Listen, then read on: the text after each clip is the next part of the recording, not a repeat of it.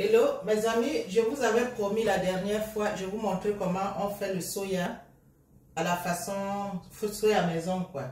Comment je fais mon soya comme on le ferait en Afrique. Donc là vous avez des pièces de bœuf. Une pièce de bœuf, ça c'est le rump steak. Donc il faut une pièce bien tendre. Vous avez vu bien nettoyé, il n'y a pas de blanc là-dessus. J'ai découpé comme ceci. Donc je vous montre à peu près comment je découpe mes pièces de bœuf. J'ai découpé les autres. Il restait 7 pièces. Il fallait effiler de cette manière-là. Vous comprendrez donc pourquoi la pierre a écrasé.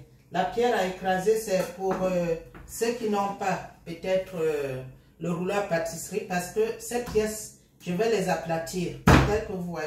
Vous voyez, j'aplatis mes pièces de bœuf. Ça va donner ceci.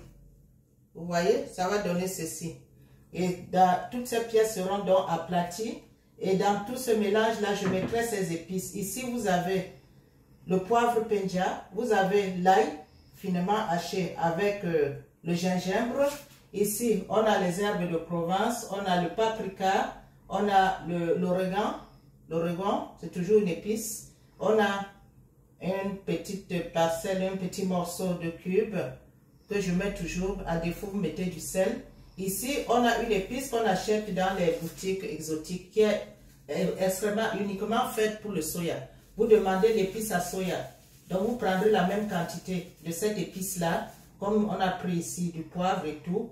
Vous aspergez dans votre viande et puis on fait le mélange de tout ceci. On laisse reposer pendant à peu près 1h30, 2 heures. Et je vous montrerai la suite ensuite. À tout de suite.